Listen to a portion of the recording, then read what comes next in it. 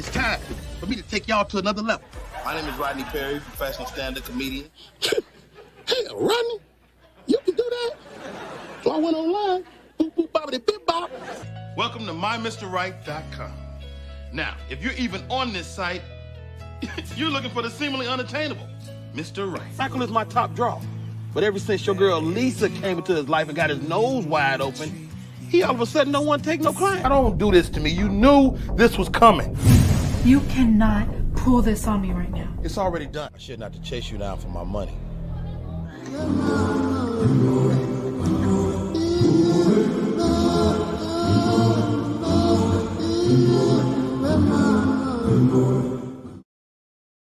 That's right, that's right. I can't take us to Zamunda for some reason, but I'm about to take you to my boy, Mr. Rodney Perry. Hey, Rod. Hey, how are you, Cosandra?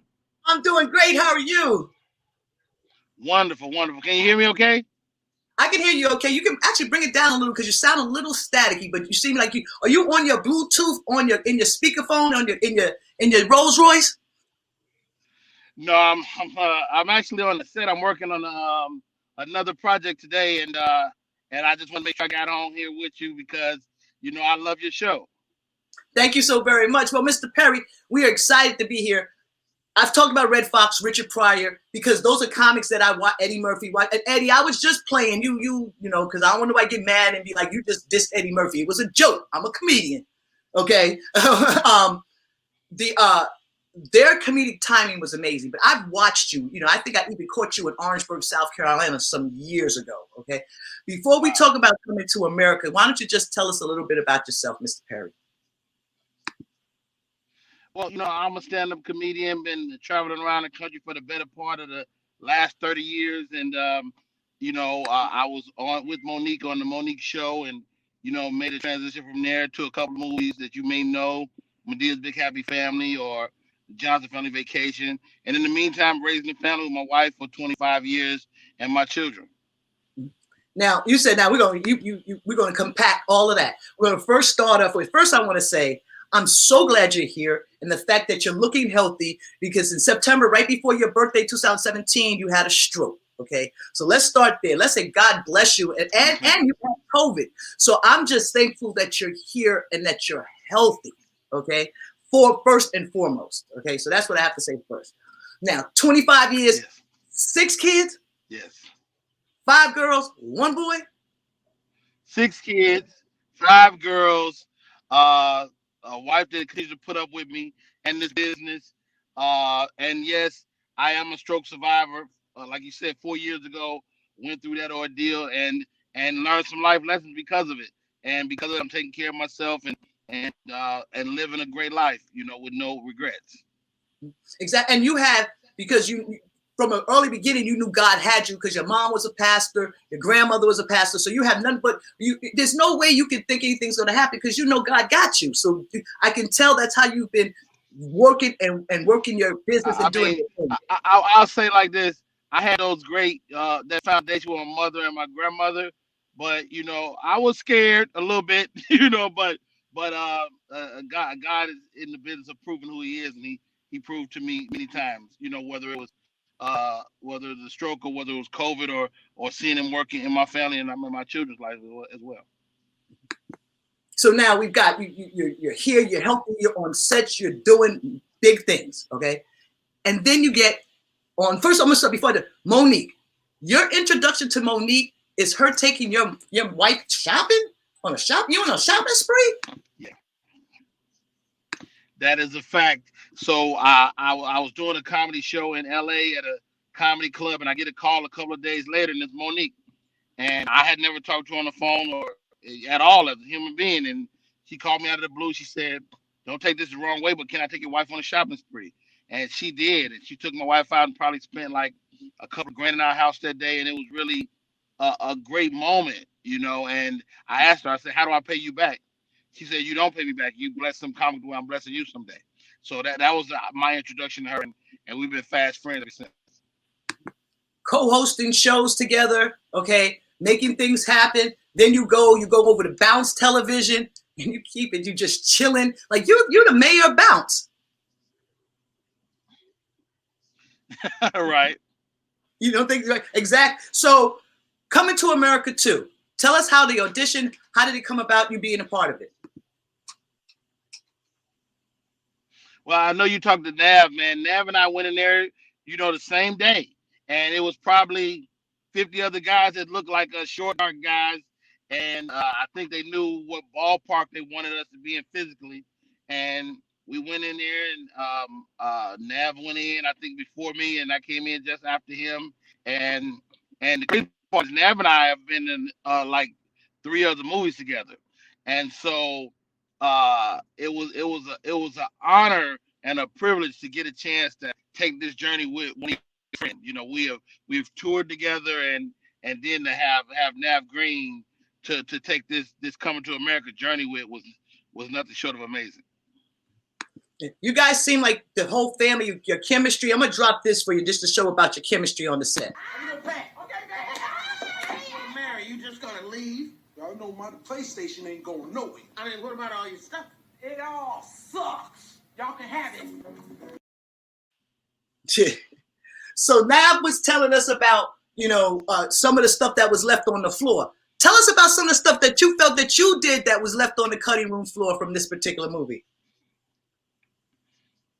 When you bring the movie over to Amazon, I'm sure there's a PG-13 rating.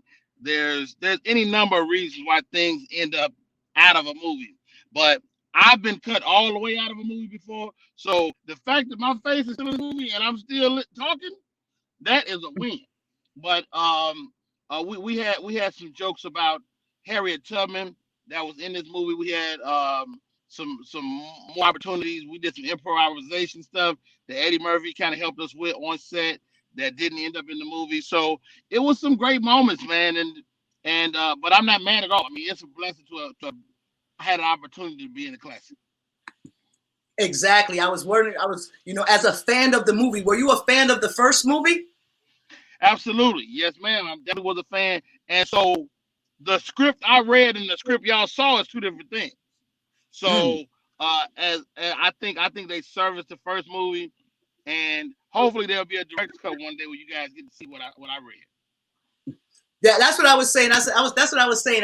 I know there's going to be a director's cut up in here sooner or later. It has to be, because I was telling Nav, I said, in our day, they put the DVD out, you get the director's cut, so you get to see all of the bloopers and all of those things.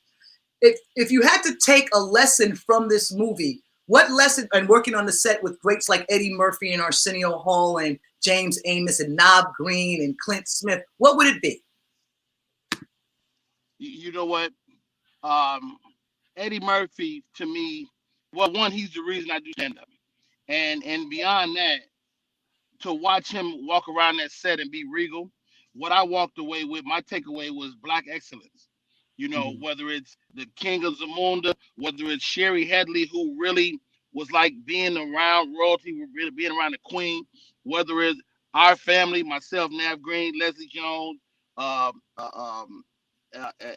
Lunel and Jermaine Fowler, how we're from a place called Queens and embodying that. So at the end of the day, it's all about Black excellence. And of course, Tracy Morgan, it's all about Black excellence. And during the shooting of this movie, to get a chance to sit and listen to people like John Amos and Wesley Snipes and my man that played Oha, it was like being in college, and being in master's class. So exactly, and that's how I felt watching it, because I've watched the movie, like I said, about 42 times, and I can't watch it anymore because my Prime ran out. But how much time do we have? We got about 10 minutes. Are you in a rush? Because I want to bring in Nav and I want to bring in Clint. Can we bring him in? Oh, he went. Where'd he go? Rodney, where'd you go, baby? Hello. I'm sorry. I don't have 10 minutes, but I got as much as you need. Hopefully. Okay. Nav, Clint. Okay, so I got the 4 sexiest men from Coming to America here. Wait a minute, Clint. What's up, baby? What's up, baby? How you feeling? Good to see you. Hey, I'm such Clint. Okay, let me tell you something, Cosandra. Rodney Perry is the biggest Eddie Murphy fan.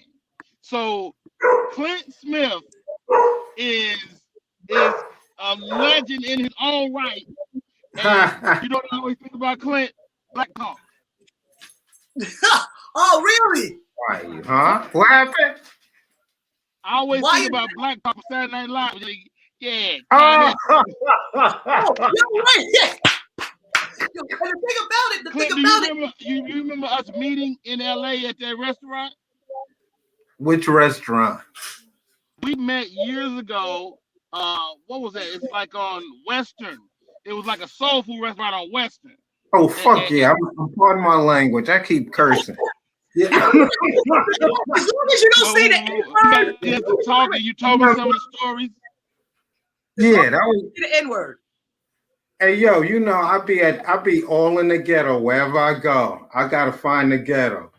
I love the hood. I can't help it. Hey Clint, it was a big deal for y'all to get back together, am I right? Yes. So tell us about that. No. No. Wait, a big deal for me and Ed who to get back together? Yeah. Nah, it wasn't no big deal. Thing was, I got into. Let me think. Nah, we good. That's my nigga. Me and Charlie got hot at each other and the whole thing. But yo, that's my nigga. I love him. I love his mother. He loved my mother. All that, you know. It's my people. It ain't no big deal. Sometimes when you ain't seeing your people, sometimes you just need a breather. But me and Ed always get into some type of shit like every 7 years, 10 years. It's like fuck you, fuck you, fuck. You know what I'm saying? Fuck language. We go through every 7 years or so, and then you know everything is good. But that's forever. That's family. You know what I'm saying? Yeah, family. forever. You know, and I think with Rodney, man, it was like a good, like, you know, after all those years, 30 years, what was it like to put that outfit on and become that character after 30 years? It was easy. It was a nice check. No problem. It was like, I'll take it. Huh? I gotta jump off, guys. Hey, Okay, so Rodney, I love you guys, man. Before you go, tell us how they can follow you. I'm easy to find. RodneyPerry.com is my website, and Rodney Perry Live, all the social media, right there. Right. There it is. Thank you, Rodney. That's what's up, baby.